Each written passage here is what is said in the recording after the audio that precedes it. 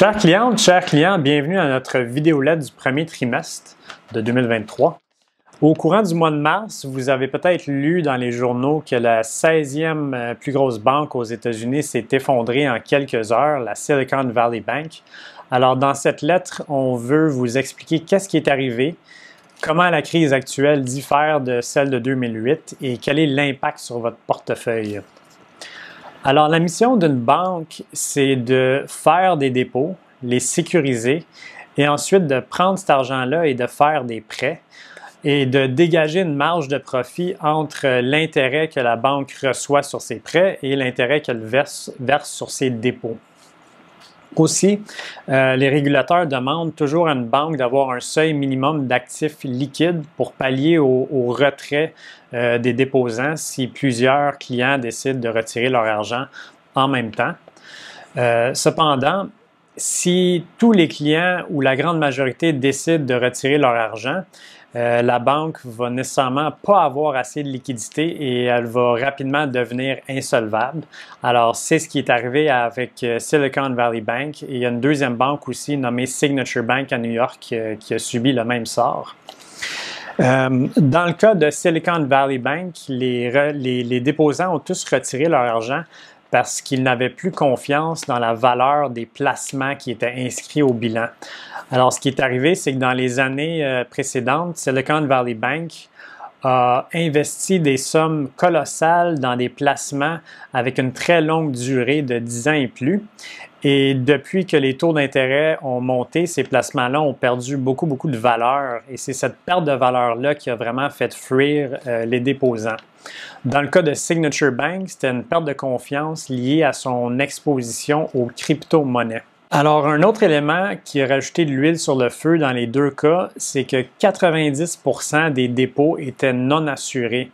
Alors, ça dépassait la limite de 250 000 par individu par compte aux États-Unis. Et donc, ces déposants-là qui étaient non assurés ont eu peur et donc ils ont tous retiré leurs dépôts en même temps. Puis un troisième élément qu'on pourrait rajouter, c'est qu'aujourd'hui, avec les médias sociaux, il y a eu des clients de Silicon Valley Bank qui sont allés sur Twitter pour dire que la banque subissait un exode des dépôts. Et donc, ça l'a rajouté là, à l'exode des dépôts, justement. Alors, Silicon Valley et Signature Bank sont déclarés insolvables. Et peu de temps après, le gouvernement américain annonce que tous les dépôts, même ceux qui sont non assurés, au-dessus de la limite de 250 000, vont être garantis par le gouvernement. Alors, à notre avis, c'était la bonne chose à faire pour éviter qu'il y ait une contagion ou un effet domino dans le système bancaire. On ne pense pas que la crise actuelle est comme celle de 2008. En 2008, le problème, c'est qu'il y avait beaucoup de banques qui avaient des prêts toxiques au bilan, alors des prêts subprime. Aussi, les banques étaient sous-capitalisées, donc n'avaient pas assez de capital pour absorber les pertes qui allaient subvenir dans les années suivantes. Puis, après 2008, il y a eu beaucoup de réformes par rapport à les banques doivent maintenant avoir plus de réserves et à chaque année, elles doivent subir des stress tests, donc ça simule les effets néfastes d'un choc économique et elles doivent passer ces examens-là. Alors, la crise actuelle, on pense qu'elle ne découle pas d'un problème de qualité des prêts, mais plutôt une crise de perception.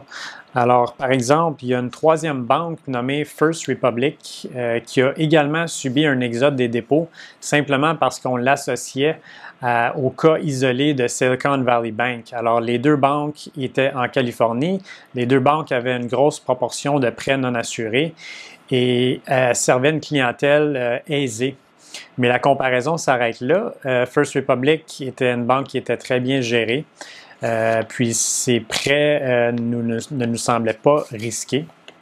Et donc, c'était simplement par association qu'elle a été victime. Maintenant, quel est l'impact sur votre portefeuille?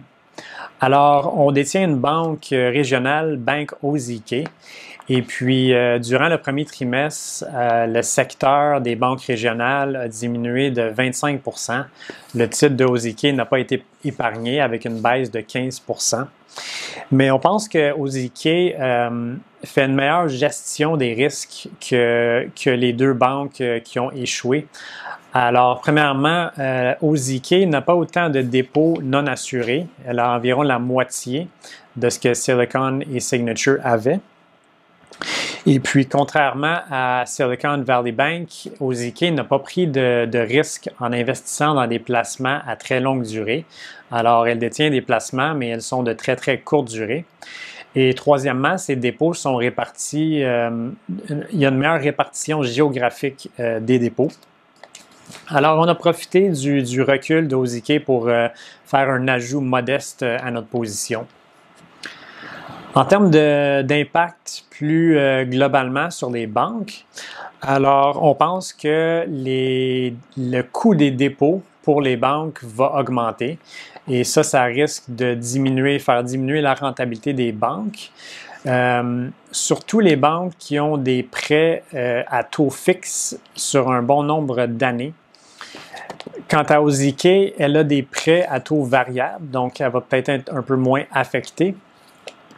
Et un autre impact, ça serait que les conditions de crédit risquent de se resserrer.